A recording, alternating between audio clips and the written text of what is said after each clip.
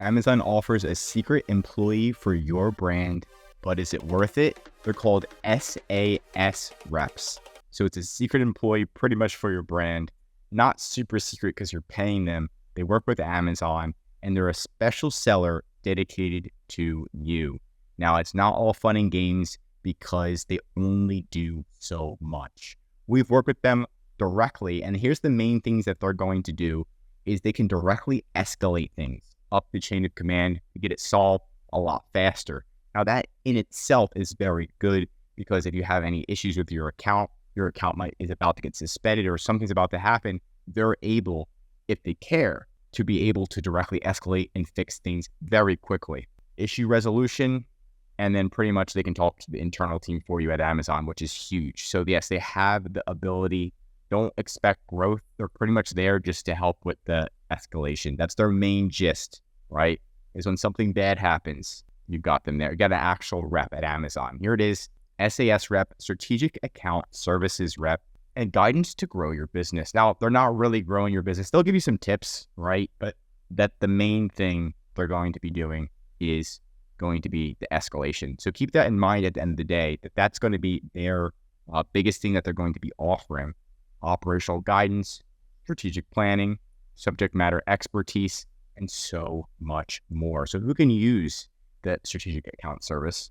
An active professional selling account in good standing, one active viable product and meet a minimum sales threshold of $500,000, a minimum of 3 consecutive months with the scale. So actually the requirements have went down. It used to be $1 million, but now as long as you have one active viable product and meet a minimum of sales threshold of $500,000, you can potentially apply.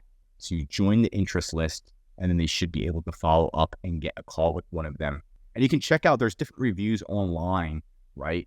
We've worked with a rep before. Again, the only thing they really do is escalate. They were only there. They were just pretty much, we were just paying them, it's like $1,600. I'll go over the fees in a second. The fees, it was pretty much like $1,600, right, a month, plus a percentage of your sales just to hire these guys. So here it is right here, $1,600 a month, and they do charge 0.3%. I don't know if you're an Amazon seller yourself, but Amazon support is horrible.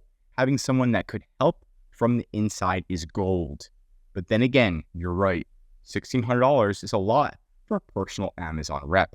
I want to avoid the regret if I decide to leave and wish I didn't. Wanted to hear some input. So he's worried that he's going to leave and then something bad's going to happen to his Amazon account, suspension, and he's not going to have anybody to go to. So he wants to have this rep. They're pretty much insurance. So you're just having that insurance there, which is completely understandable. I had the same conundrum. We were with SAS Rep. So pretty much what happened with this guy is he had an SAS Rep and it was amazing, a little over 2 years. Great account manager, amazing. But what happens to the great account managers? They move up and you get somebody else. And he got somebody else that was just shit, right? They just didn't know what the hell they were doing. And it happens all the time, right? When this, I would recommend to get strategically angry. Now, he doesn't know what to do in this situation. He's like, honestly, I can pull most of that into my, they also send monthly reports. So pretty much he says they're not doing shit, right? They're doing a lot less than the other person was. Yes, he had somebody who cared.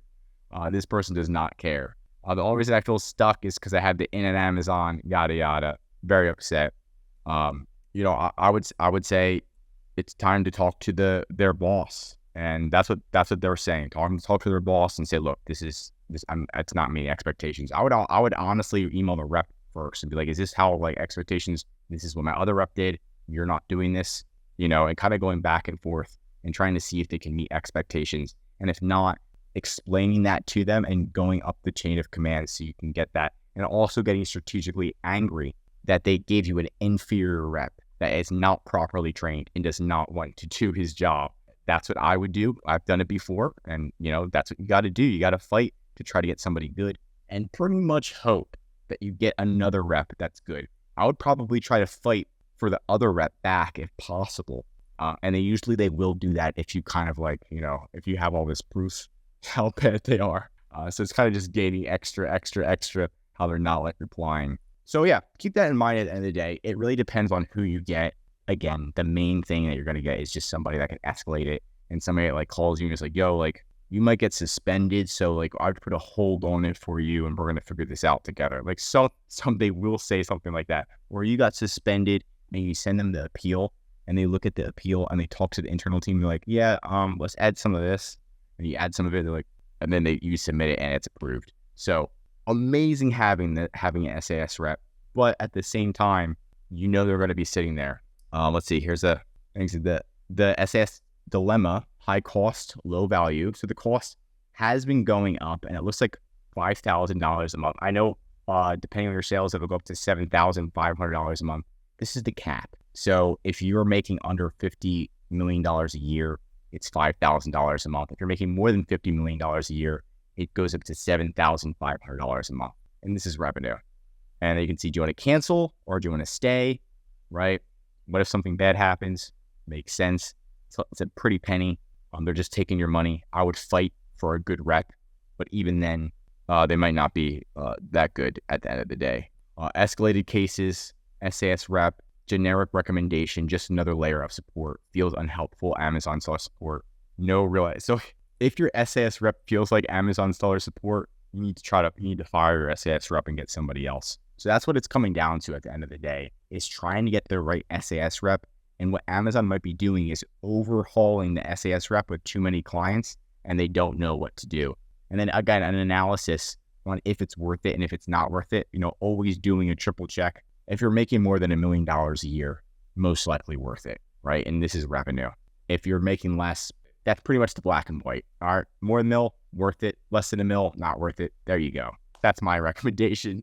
Hope you got a lot of this video, but if you do need a consultant that's going to be doing extra for you, designs, everything, removing infringement, and we can even escalate up the chain of command, you can contact the EHP Consulting Group. Links right in the description to contact us or schedule a call. I'm Josh Hackett, CEO, signing out.